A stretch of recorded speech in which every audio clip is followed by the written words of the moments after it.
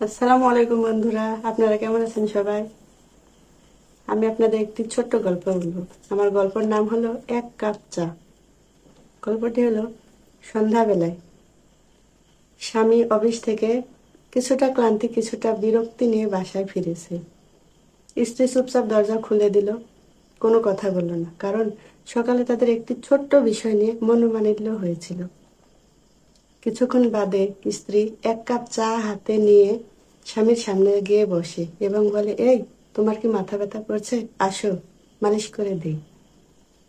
স্বামী অবাক এবং লজ্জিত চোখে তাকিয়ে বলল, এই, তোমার না আমার প্রতি রাগ করার কথা, অথচ তুমি মাথা মালিশ করে দিতে চাইছো? তখন স্ত্রী বলল, রাগ হলে কি আর ভালোবাসা ফুরিয়ে যায়? ভালোবাসার সম্পর্ক ফুরিয়ে যাওয়ার নয়, আর হার জিতেরও নয়। আমি আগে কথা বলেছি বলে আমি হেরে গেছি আর তুমি জিতে গেছো? না, তা না।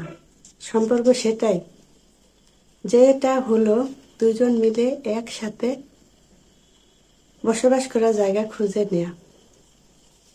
স্বামী অবাক হয়ে স্ত্রীর দিকে তাকিয়ে প্রশান্তি বুকে নিয়ে হেসে বলল, এই এক কাপ চা সারা দিনের টেনশন আমার দূর করে দিল। কেমন লাগলো বন্ধুরা গল্পটা? অবশ্যই কমেন্ট করে জানাবেন।